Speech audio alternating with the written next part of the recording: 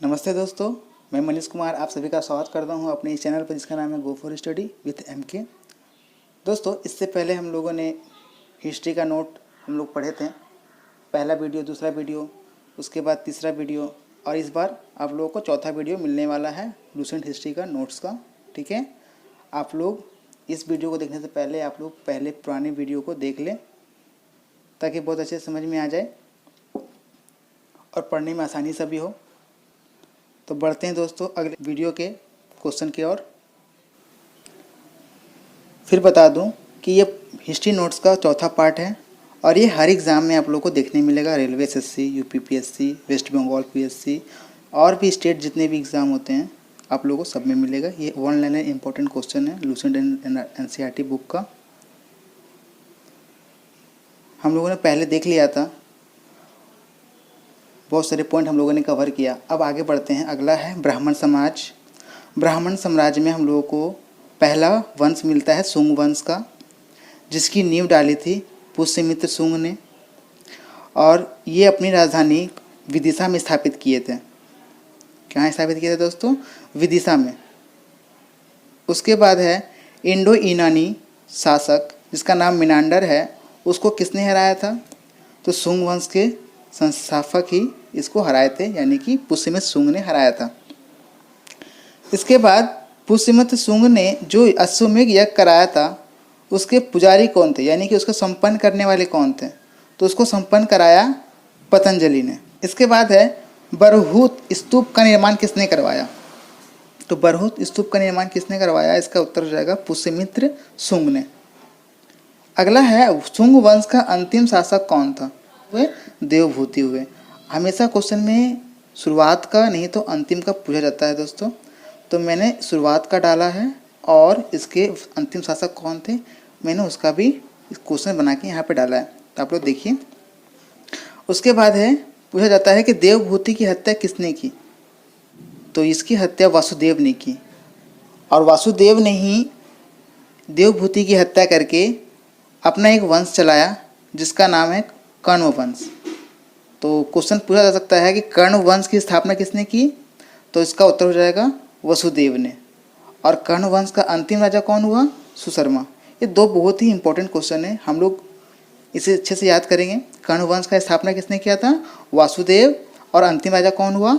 सुशर्मा। अगला है किसने सुशर्मा की हत्या कर दी? तो उत्तर हो जाएगा दोस्तों सिमुक ने।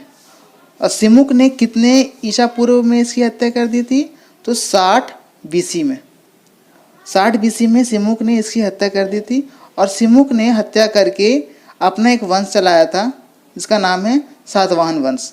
तो सातवाहन वंश का संस्थापक कौन हुआ दोस्तों? तो इसके संस्थापक हुए सिमुक। और सातवाहन ने अपनी राजधानी कहाँ बनाई? तो इसका उत्तर हो जाएगा प्रतिष्ठान में। आपसे पूछा जा सकता है या फिर अपने एक्स्ट्रा नॉलेज के लिए रख सकते हैं कि प्रतिष्ठान एक्चुअली किस जिले में पड़ता है? तो इसका उत्तर हो जाता है महाराष्ट्र के औरंगाबाद जिले में। कहाँ है दोस्तों? महाराष्ट्र के औरंगाबाद जिले में। सातवाहन वंश से ये क्वेश्चन बहुत ही इंपॉर्टेंट है कि सातवाहन शासक ने किस तरह की मुद्रा का प्रचलन था। मतलब जब सातवाहन शासक अपना शासन चला रहे थे तो उस वक्त मुद्रा कौन कौन सी तरह की थी?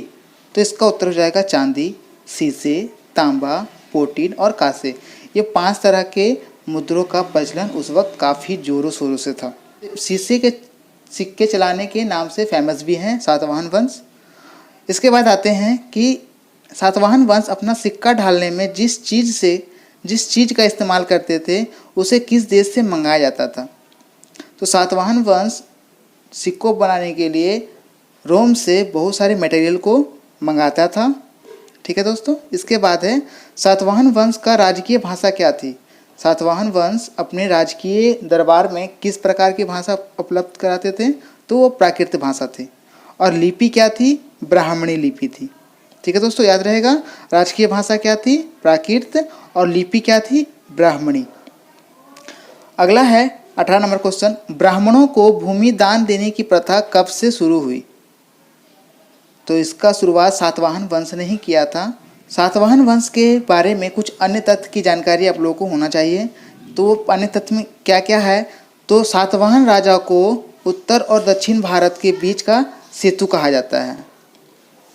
इसके अलावा एलोरा की गुफा का निर्माण, अमरावती कला का विकास, अजंता की गुफाएं, यह सब सातवाहन वंश के महत्वपूर्ण स्थापत्य कृतियों में से एक माना जाता है।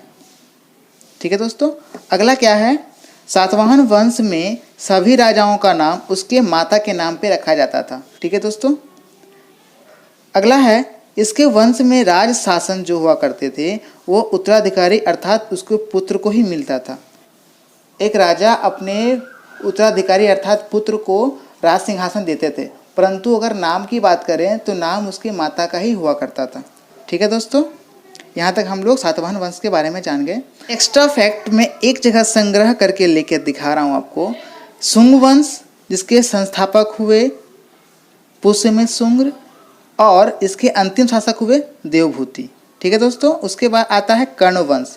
देवभूति की हत्या करके वासुदेव अपना कर्ण वंश को स्थापित करते हैं। कर्ण वंश का अंतिम शासक होता है सुशर्मा, जिसकी हत्या सिमुक ने कर दी थी और सिमुक ने ही सातवाहन वंश को स्थापित किया था, जिसके अंतिम शासक होते हैं यज्ञश्री सातकर्णी।